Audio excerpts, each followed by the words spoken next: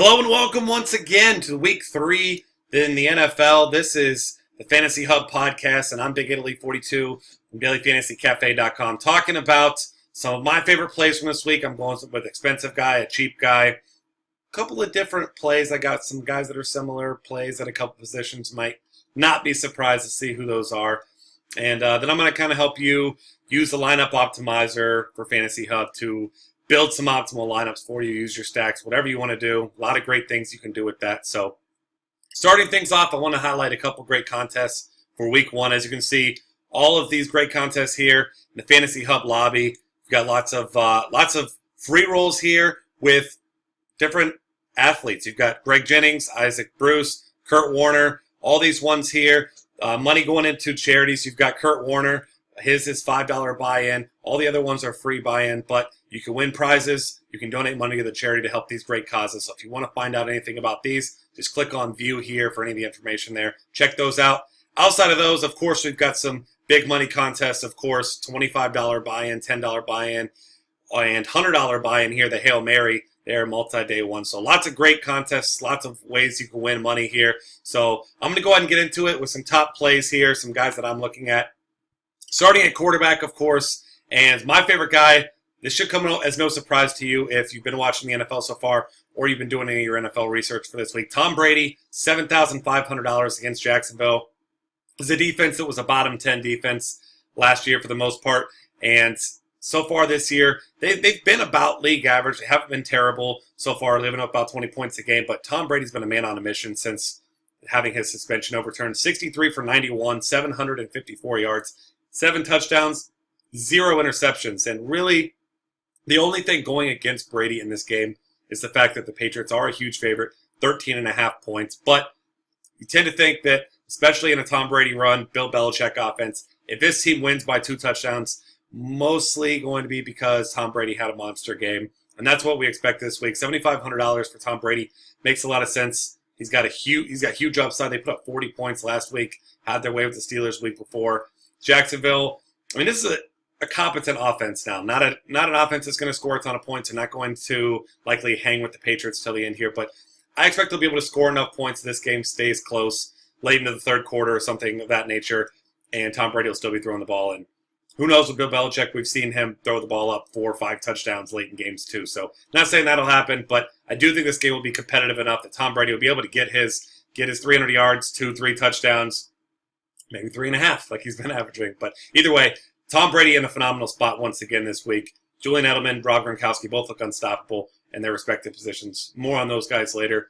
And then now I'm going to my value play. And if you watch these videos the first 2 weeks, you saw Carson Palmer was a value play each week. And his price went up just a little bit each week. But I do love Carson Palmer, but I can't just talk about the same value play every week, although I do really like Carson Palmer at $6,400 against San Francisco, who just got absolutely shredded by Ben Roethlisberger and company last week. But I'm going to give you the ultimate value, and by that I mean a guy who's absolute minimum salary, Ryan Fitzpatrick against the Philadelphia Eagles.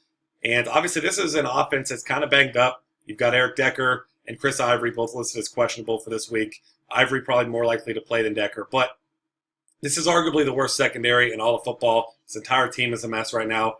And Ryan Fitzpatrick, he's not a quarterback that's going to go out and give you huge numbers, although he did have a 5-touchdown game at one time in his career. Certainly you're not chasing those numbers. But if you get some sort of production like we've seen the first 2 weeks, he's 37 of 58, 423 yards, 4 touchdowns, 2 picks. If you get 200-plus yards and 2 touchdowns in this game at absolute min salary for $5,000, I know I would be thrilled. I would expect you would be as well. And that $2,500 difference can get you a lot at your skill positions and the rest of your roster. And I even have an awesome value for you at running back that I think you have to play. But Ryan Fitzpatrick, for me, I don't mind playing him in your cash game, your main lineup, whatever that may be. Very little risk, medium type reward, but it's a great matchup for him. You have Byron Maxwell matched up against Brandon Marshall. Also, more on him in a second. Byron Maxwell has given up a perfect quarterback rating and balls thrown his direction. So this is a guy that's getting absolutely crushed. And we'll get to the guy to compliment here with Ryan Fitzpatrick in a minute. But I love that minimum salary play. All right, moving over here to running back. There's a lot of top options, depending on who you ask. Obviously, this isn't quite the Tom Brady scenario where everyone's on Tom Brady as a top play. You could look at a guy like Adrian Peterson. But I'm torn between two guys. I listed them both in the article here. Marshawn Lynch against the Bears. I love pairing him with the Seahawks defense in my cash games and a lot of my rosters this week because Seattle's at home. They're playing their best defense at home. They got Cam Chancellor back finally, and they're 0-2, and they're facing a Bears team that's going to be starting Jimmy Clausen without Alshon Jeffrey. So that defense, of course, I didn't highlight defenses in here, but I think you have to play the Seahawks defense in your cash games. Your main lineup, whatever it may be, your double ups, your heads up, whatever you want to call it. Your main lineup, I think, has to have the Seattle Seahawks defense. All of my main lineups will, for sure. And if you pair the running back with the defense, team gets up big, they're running out the clock, boom, there you go. You got your running back who's already in a soft matchup, probably the best matchup he'll see all season. But you expect they'll be up, and they should be, and then he'll be running out the clock, getting himself plenty of carries late. And we've also seen Marshawn Lynch become involved in the pass game. So if you have a short memory in DFS, which you have to, you burned people last week, myself included. He was on my rosters. Almost every main roster that I made last week. It hurt me, but it hurt everyone else as well. Got to forget about that and look at the positive, and this is a phenomenal matchup for him against the Bears defense, I will say, and offense, because they have had given up some defensive scores, but 39.5 points per game so far. So, obviously I'm expecting 40 points from Seattle, but they should be able to score at will, and I expect Marshawn Lynch to once again be the focal point of that offense. And now, finally, Le'Veon Bell is back. Love him, hate him, doesn't matter. You got to respect this man's game. He's, in my mind, the best all-around back in all of football. He was absolutely unstoppable last season. He's in a game that's now a pick'em. Pittsburgh and St. Louis. We saw how explosive this Pittsburgh offense already was without him. Now you add him into the mix. Some people think maybe that takes away from Antonio Brown. I don't. I think it'll, if nothing else, it'll alleviate some of the pressure from the secondary on Antonio Brown. But Le'Veon Bell, an incredible all-purpose back. The guy is capable of putting up 200 yards. He can score in the passing game. He can score in the running game. He's elusive. He's strong.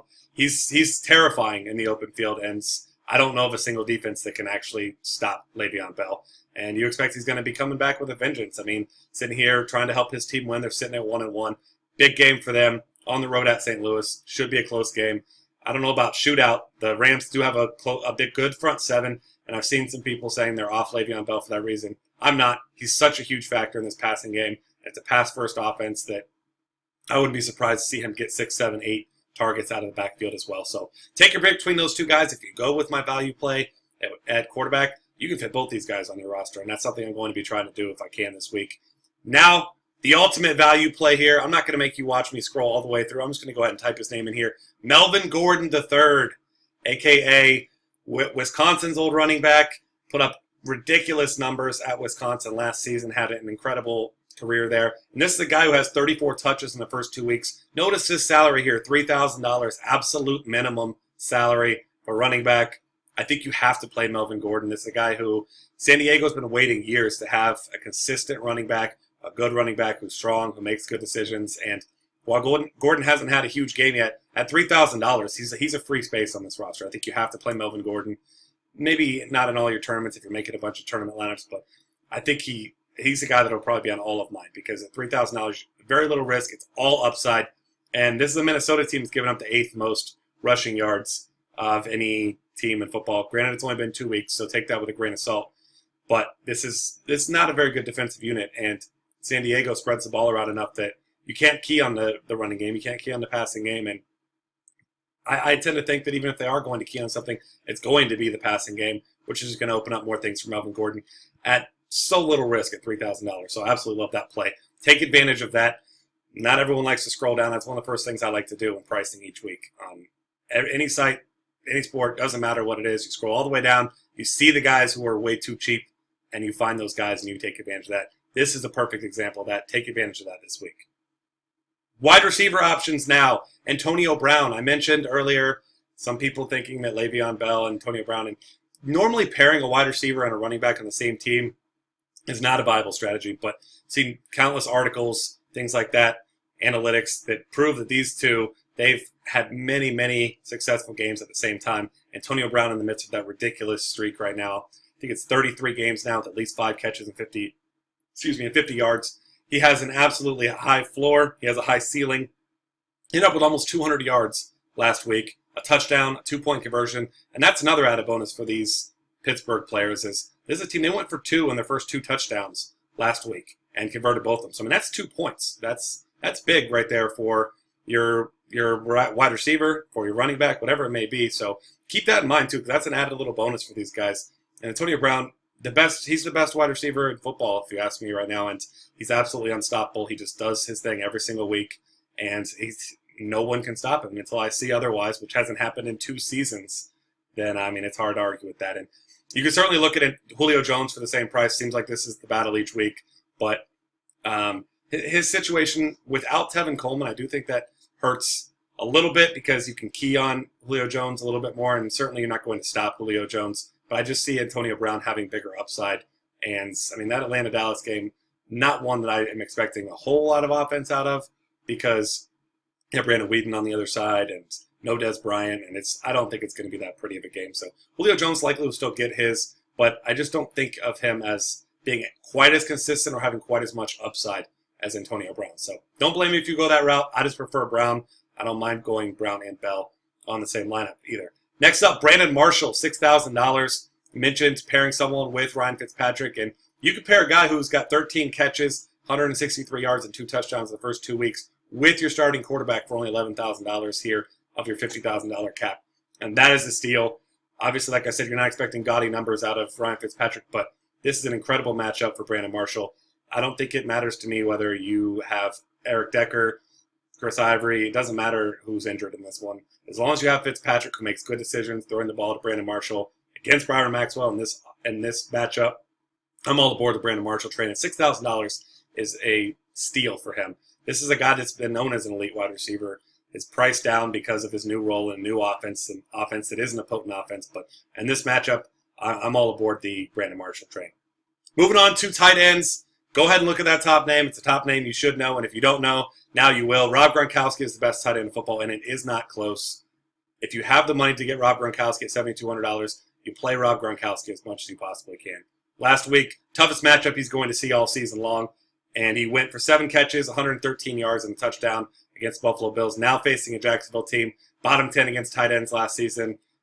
Highest team total for the Patriots, 30.5 points. They're a big favorite. If they do blow this team out, there's no way that Rob Gronkowski didn't get involved. And he's actually literally uncoverable. No one can stop Rob Gronkowski. I have not seen it. And unless something changes, I mean, Rob Gronkowski could have one arm and we've kind of seen that before when he was wearing a cast. But Rob Gronkowski, easily your top option if you can pay up. Now, my value play here, he's had 12 targets, 10 catches, 121 yards, and a touchdown in the first 2 weeks. He's really cheap. I like him as value play. Was evaluated for a concussion a couple days ago, so keep that in mind. He's listed as questionable. Seems like he's on the right side of questionable, but I'll give you an alternative just in case. Ladarius Green at $3,200. This is a nice pairing with a guy like Melvin Gordon. He's $3,200. He's near minimum salary. He's not going to cost you much. Darius Green, 6 targets each week, so he doesn't have a huge ceiling. Not a guy that's going to go out there and catch 10 balls for 120 yards and 2 touchdowns, but he gives you a nice safe floor. He gets red zone targets. He gets third down targets. He's got good hands. He runs good routes. All the things you want in a near minimum salary play. If for some reason he doesn't suit up, he doesn't go, I'll likely be pivoting over to Crockett Gilmore. Another one of those guys, doesn't get a ton of targets. He'd have 2 touchdowns last week. I think he'll be a fairly popular play this week. I'm certainly not expecting that. But Bengals are a team that are not great against tight ends, especially with Vontaze Burfict out at least for 6 weeks. Obviously, that doesn't mean anything for this week, just means he's not there. So Crockett Gilmore, if Ladarius Green's out, I think he's a fine option there. Not quite as stable of a floor, but I think a similar type of upside to Ladarius Green.